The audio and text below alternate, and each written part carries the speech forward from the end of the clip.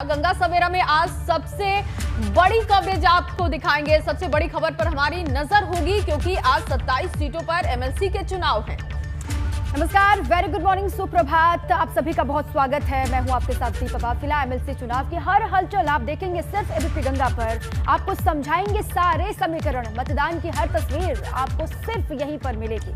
बिल्कुल, और एमएलसी चुनाव की कवरेज के अलावा यूपी उत्तराखंड की हर बड़ी खबर पर भी हमारी नजर बनी हुई है। ना कोई खबर छूटेगी, ना एमएलसी चुनाव का कोई अपडेट आपसे मिस हो पाएगा। हर सियासी हलचल देखेंगे आप सिर्फ एबीपी गंगा पर। तो चलिए बिना देर किए करते हैं गंगा सवेरा की शुरुआत।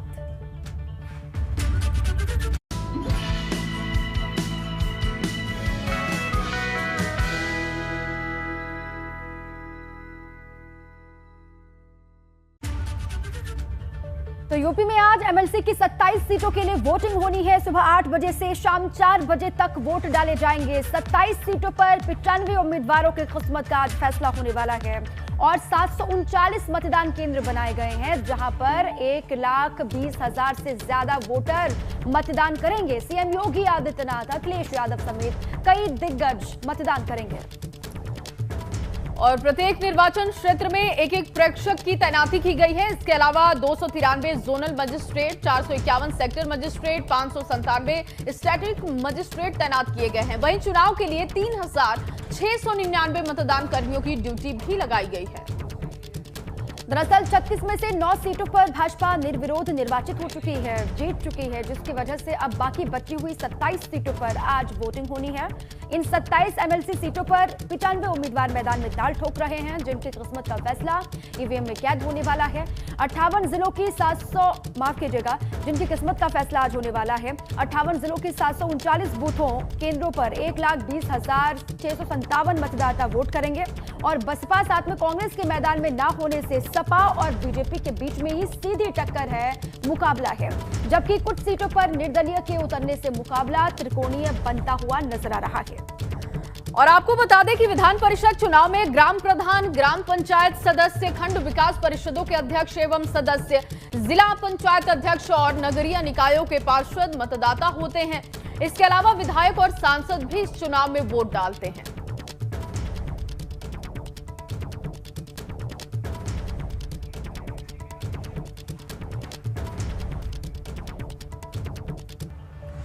विधान परिषद की 27 सीटों के लिए आज पूरे प्रदेश में मतदान होने जा रहा है। इसके लिए 95 उम्मीदवार मैदान में हैं, जिनकी किस्मत का फैसला 1,20,000 से ज्यादा मतदाताओं के हाथ में है।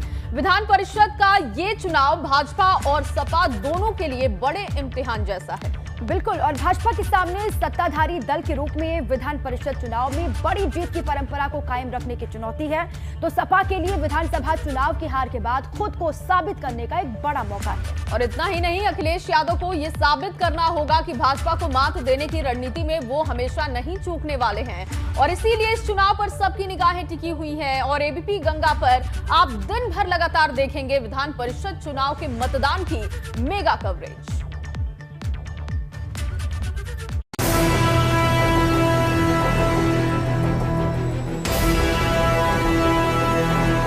चुनाव तो आपने कई देखे होंगे, लेकिन विधान परिषद का ये चुनाव कुछ अलग है। मुकाबले तो आपने कई देखे होंगे, लेकिन ये मुकाबला सबसे अलग है। विधान परिषद के लिए चुनावी लड़ाई तो पहले भी हुई है, लेकिन इस बार की बात अलग है। वजह है राज्य की सत्ता में एक पार्टी की दोबारा वापसी।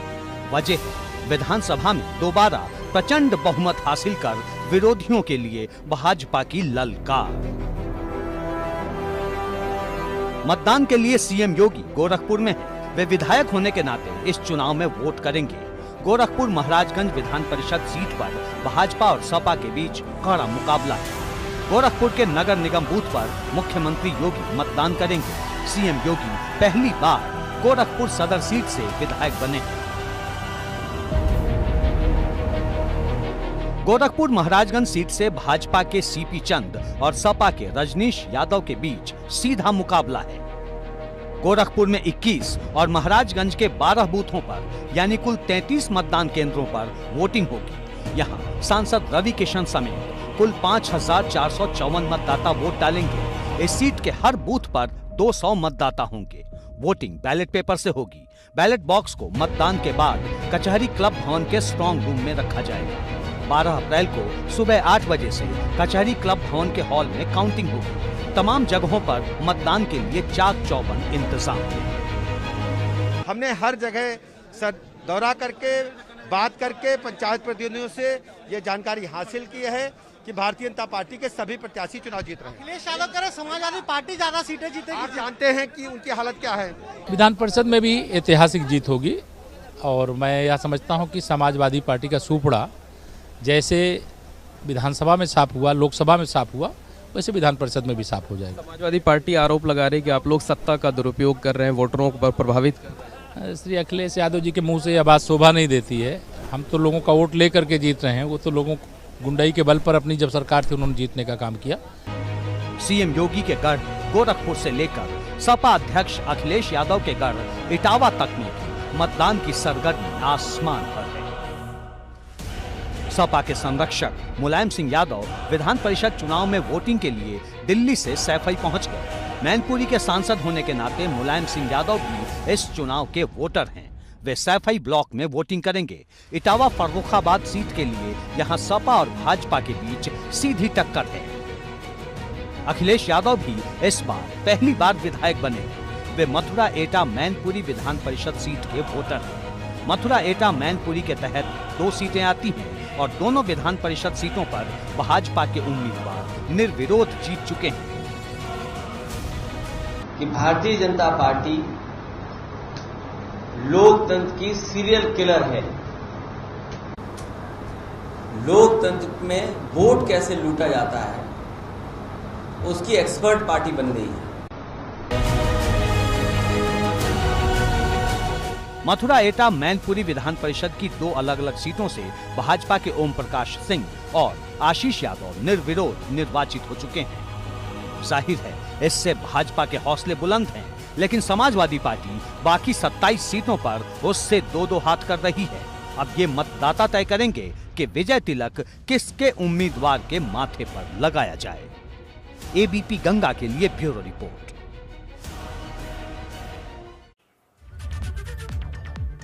तो एमएलसी चुनाव के मतदान की हर तस्वीर एबीपी गंगा आपको सीधे ग्राउंड जीरो से दिखाएगा। सीधे बूथ से हर अपडेट हम आपको देंगे। हमारी पूरी टीम फील्ड में मौजूद है। इस मेगा कवरेज में अभी कुछ सहयोगी हमारे साथ सीधा ग्राउंड जीरो से जुड़ गए हैं। लखनऊ से शैलेश अरोड़ा मेरे सहयोगी जुड़ चुके हैं। वाराणसी से नीतीश पांडे और प्रतापगढ़ से अविनाश तिवारी भी जुड़ चुके हैं। सबसे पहले शैलेश आपका रुख करूंगी क्योंकि आज एमएलसी चुनाव होने वाले हैं और इसके लिए वोटिंग होने वाली है। शैलेश मैं आपके पास आती हूँ, उस बीच एक बड़ी खबर है, सीधे उसी का रुख करते हैं। और बड़ी खबर आपको बता दें, यूपी एमएलसी चुनाव को लेकर एक बड़ा अपडेट है। यूपी के एमएलसी चुनाव में कई दिग्गज मतदान करने वाले हैं। गोरखपुर में सुबह 8 बजे सीएम योगी वोट डालने वाले हैं। प्रयागराज में डिप्टी सीएम केशव प्रसाद मौर्य मतदान करेंगे। लखनऊ में डिप्टी सीएम ब्रजेश पाठक भी वोट डालेंगे। इसके अलावा इटावा में मुलायम सिंह शिवपाल यादव भी मतदान करेंगे। सांसद रामगोपाल यादव समेत सैफई परिवार के कई लोग आज वोट डालेंगे। अखिलेश यादव का वोट मैनपुरी में है, लेकिन मथुरा एटा मैनपुरी निर्वाचन क्षेत्र से बीजेपी का उम्मीदवार निर्वाचित हो चुका है। अमेठी में केंद्रीय मंत्री स्मृति ईरानी भी आज मतदान करेंगी। तो देखिए, तमाम बड़े दिग्गज आज वोट डालने वाले हैं क्योंकि आज 8 बजे से वोट डाले जाएंगे, जिसके लिए पूरी तैयारी हो चुकी है। कौन कहां पर वोट डालेगा इसकी जानकारी हमने आपको दे दी। लखनऊ में deputy CM Brajesh Pathak vote डालेंगे। इटावा में मुलायम सिंह शिवपाल यादव भी वोट डालेंगे, मतदान वो भी करेंगे एमएलसी चुनाव में।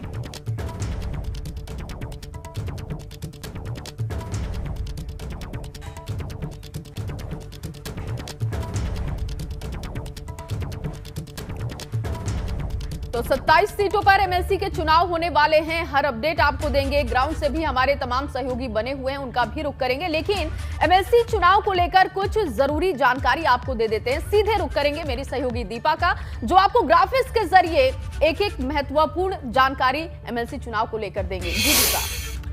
बिल्कुल जया, देखिए जिन 9 सीटों पर भाजपा निर्विरोध जीत चुकी है उसकी हर एक जानकारी देंगे दर्शकों को। लेकिन पहले जिन 27 सीटों पर कांटे की टक्कर है, कांटे का मुकाबला है, उनके बारे में जान लेते हैं। खास तौर पर वो सीटें जहां साख का सवाल है और मुकाबला त्रिकोणीय बन चुका है। अब एमएलसी चुनाव में देखिए किस तरीके से बीजेपी की असल इम्तिहान है उसको भी समझना होगा। एक तरफ विधानसभा चुनाव में जीत के बाद अब दूसरी जंग शुरू हो चुकी है विधान परिषद की, और देखिए क्या क्या पूरे समीकरण बनते हुए नजर आ रहे हैं। दर्शकों को विस्तार से हम समझाते हैं। देखिए गोरखपुर महाराजगंज की सियासी जंग आपको हम लगातार समझा रहे हैं। भाजपा और सपा में सीधा यहाँ पर मुकाबला है। सीपी चंद यहाँ से भाजपा के हैं और साथ ही वो मुकाबला दे रहे हैं समाजवादी पार्टी के उम्मीदवार को। लेकिन देखिए बीजेपी सत्ताधारी दल है और हमेशा से ये होता रहा है कि जिसकी सरकार उसका दबदबा विधान परिषद में होता है। लेकिन अखिलेश के सामने भी बहुत बड़ी चुनौती है। जो हार अखिलेश को मिली है विधानसभा के चुनाव में उसको वो जीत में तब्दील कर सके। और देखिए 27 सीटों पर वोटिंग होनी है। हर एक हिस्से की कहां पर कौन से दिग्गज हैं जो मतदान करेंगे, कौन कहां पर पहुंचेंगे वोटिंग के लिए। सीएम योगी भी और अखिलेश यादव भी पहली दफा वोट करेंगे विधान परिषद के लिए। अब वाराणसी की बात कर लेते हैं। वाराणसी में बाहुबली टक्कर है। देखिए भाजपा और सपा के बीच में मुकाबला यहां पर, और एक निर्दलीय प्रत्याशी के खड़े होने से त्रिकोणीय यहां पर पूरा समीकरण बनता हुआ आपको नजर आ रहा है। सुदामा पटेल है भाजपा के और साथ ही सपा की तरफ से उमेश यादव मैदान में है, और निर्दलीय यहां पर ताल ठोक रही है उमेश यादव समाजवादी पार्टी से। कहा यह जा रहा है कि वो भी प्रभावी हैं, और निर्दलीय जो है अन्नपूर्णा जी मैदान में है। अब तीनों के बीच में टक्कर है, लेकिन सबसे ज्यादा जो लड़ाई यहां पर भी आप कहिएगा तो भाजपा के बीच में और समाजवादी पार्टी के बीच में है। दोनों में ही मुकाबला, लेकिन निर्दलीय के मैदान में उतरने से, अन्नपूर्णा के मैदान में उतरने से यहां पर त्रिकोणीय पूरा समीकरण बनता हुआ आपको नजर आ रहा है। अब वाराणसी अपने आप में अहम हो जाता है। जिस तरीके से गोरखपुर सीएम योगी आदित्यनाथ का गढ़ है, तो उसी तरीके से वाराणसी प्रधानमंत्री मोदी का संसदीय क्षेत्र है। Over to you Jaya. बिल्कुल दीपा, तो देखिए आपने बहुत महत्वपूर्ण जानकारी दर्शकों को दी है कहां पर किसके बीच में कड़ी टक्कर है, लेकिन ग्राउंड पर तस्वीर क्या है, क्योंकि 8 बजे से मतदान होने वाला है। नीतीश का सीधे रुख करेंगे। नीतीश, जानकारी दीजिएगा विस्तार से वाराणसी को लेकर, क्या समीकरण बनते हुए दिखाई दे रहे हैं, किसके चांसेस लग रहे हैं और मतदान के लिए किस तरीके की तैयारी है। पहले तैयारियों को दिखा दूं। इस वक्त मैं नगर निगम का जो बूथ है वहाँ पर मौजूद हूँ, और आप देखिए यहाँ पर सुरक्षा के इंतज़ाम देखिए। यहाँ पर बाहर सुरक्षाकर्मी भी तैनात कर दिए गए हैं। इसके साथ ही जो अन्य सुरक्षाकर्मी हैं उनकी भी तस्वीर मैं आपको दिखा दूँ। ये देखिए, और ये वो बूथ है जहाँ से यहाँ के सांसद प्रधानमंत्री नरेंद्र मोदी का नाम है। और इसके साथ ही अगर बात करें तो विधायक नीलकंठ तिवारी, विधायक सौरभ श्रीवास्तव और जो पार्षद हैं वो यहाँ पर वोट डालेंगे। अभी ये जो यहाँ पर लगा हुआ है पोस्टर, ये भी अपने कैमरा पर्सन से कहेंगे कि ये भी दिखाएं। आप देखिए यहाँ तक। अब इसके अंदर की तस्वीर हम आपको दिखाते हैं, इंतज़ामों को जिस तरह से हम लोग दिखा रहे हैं। तो आप देखिए यहाँ पर जो लोग यहाँ पर पहुँचेंगे, उसके साथ आप देखिए यहाँ पर जो सुरक्षा का घेरा है वो किस तरह से तैनात है, आरएएफ भी तैनात की गई है। और जो दूसरा सवाल कि समीकरण क्या बन रहे हैं, समीकरण की अगर बात करें तो यहाँ से अगर बात करें तो बीजेपी, समाजवादी पार्टी और निर्दल प्रत्याशी, ये 3 यहाँ पर मैदान में हैं। अगर बीजेपी से बात करें तो सुदामा पटेल यहाँ पर से मैदान में है। इसके साथ ही अगर समाजवादी पार्टी से बात करें तो उमेश कुमार मैदान में है। और जो तीसरी निर्दल प्रत्याशी हैं वो अन्नपूर्णा सिंह माफिया ब्रिजेश सिंह की पत्नी मैदान में है।